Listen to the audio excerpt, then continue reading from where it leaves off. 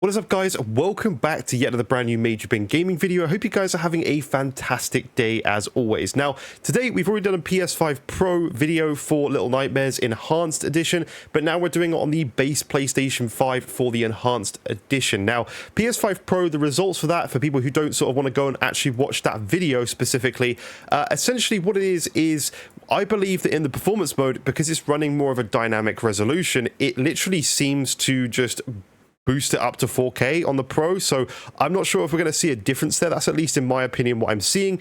Between the 30 FPS and 60 FPS mode, I could not really see a big difference between those two modes on the PS5 Pro, but let's see what we can do on PlayStation 5 here today. So we're over in Little Nightmares. As you can see, this is the 60 frames per second mode, and I've got to say instantly, I really can't see much of a difference between PS5 and PS5 Pro. Now, I do want to add that the PS5 Pro mode is not pro patched by any means. There is zero pro patch for this game.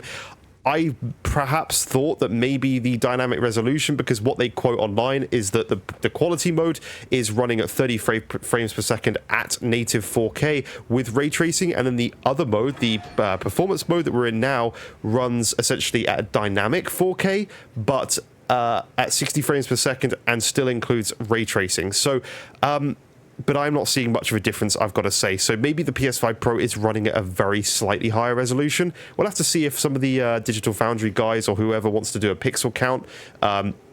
But from my opinion, there's nothing drastically different here at all. I always like to not bother with doing all the pixel counting stuff. I don't really see the point in it. At the end of the day, you're not playing through a game and thinking, oh, what resolution is this? Like, you're just playing the game, and you can tell whether it looks good or not with your own eyes. So this is the 30 FPS mode. It's very 30 FPS-y, unfortunately. Well, not unfortunately. I would like an unlock toggle button next to the modes. That would be my only complaint for this game. Put an unlock toggle next to it. In every game, I just want to have an unlock toggle. It would be really nice to see. But you can see the nice RT reflections coming across there. Again, if I go over to performance mode, you're still having those RT reflections. There's nothing different there.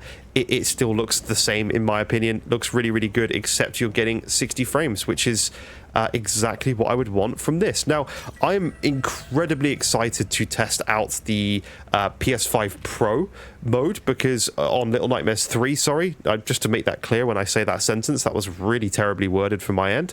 I'm very excited, let's restart, to play Little Nightmares 3 on PS5 Pro, because that game actually has a patch to the PlayStation 5 Pro version. So that one I am excited for.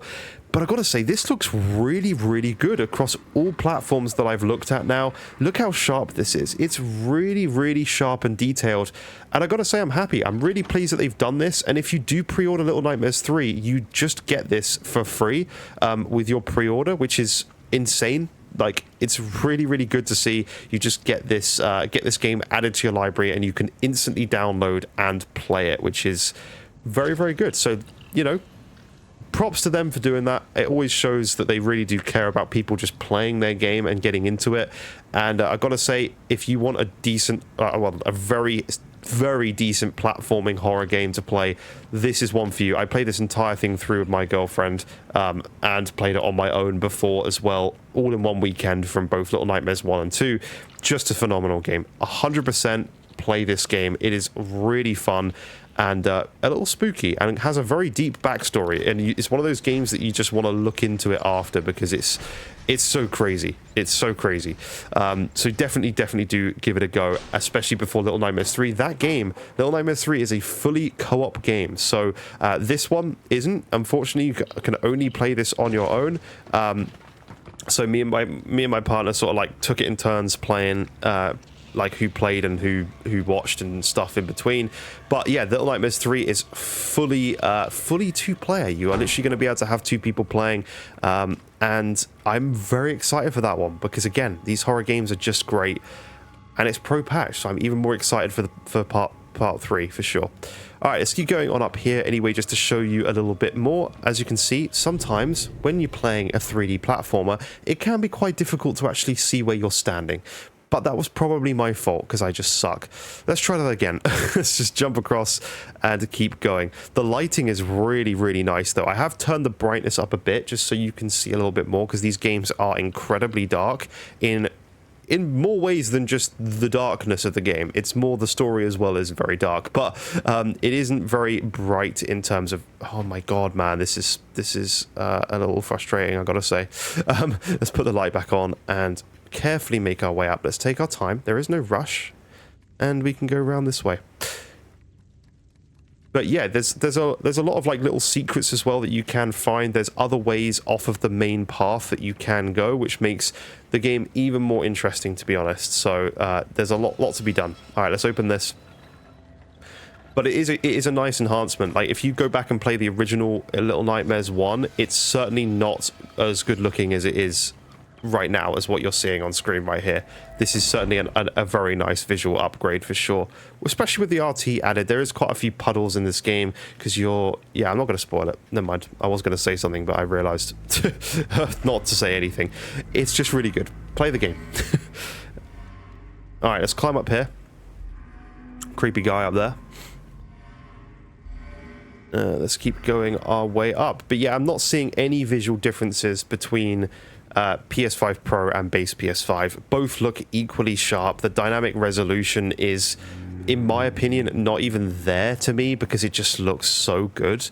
I do think, though, that I do think it would have been nice to have an unlocked mode. As I said, like, I feel like this game could run at 120 frames on base PS5, let alone Pro. So I'm kind of surprised that we don't have a 120 hertz option, to be honest. Not that it makes a huge difference for a game like this, and maybe that was their thinking, but I can't imagine that this is pushing both consoles at all to the max. Even with some ray tracing, I can't imagine this is really pushing it. It's not a graphically like crazy game. Why did my guy not run through there? It's not like a crazy graphics game that requires a lot of hardware to run. Like, to put it in perspective, like some PC hardware that's a lower end than what I would say a PS5 Pro is running this game at 4K above 60. So personally, I just feel like this absolutely would be doable. Oh, we got to hide here. I remember this bit for sure. Does it go the other way now? I'm pretty sure it does. Yeah, good. That was lucky. That kind of worked out. Oh, it's creepy, but it looks so much better with this lighting. It definitely looks better, and it's so much sharper. Really, really pleased with this. This is a great upgrade to this game. But again, would be nice to have a 4K mode at 120, or a 1440p, sorry, at 120 or something like that. Would have been cool to have the option. Options are always good. Or as I always say in every video, just an unlocked toggle so that when we do get PlayStation 6, we are able to go back and play these games. Even if the current PS5 only runs it, or Pro runs it at like 70 FPS with an unlocked toggle, that if you've got a VRR display, you can just plug in a PS6 when we get the PS6, and then that would naturally boost the game up to whatever higher resolution is possible. So that would be nice to have had, but at the same time, it is what it is. Still looks good, still runs really well, and I don't think there's much more for me to say, so I think we'll kind of stop there, to be honest. Nothing much more to add. The game looks really good, phenomenal game story-wise. Definitely go check these out if you want a good little story game to play that are short. You can do both Little Nightmares 1 and 2 in a weekend easily. Play it with your partner. It's great fun to just talk about what's going on. And then 3, when that comes out, we've got it literally as a 2-player game, so kind of ideal. But thank you so much for watching. Please leave a like and subscribe if you are new to this channel, and I will see you in future videos. Bye bye for now, guys.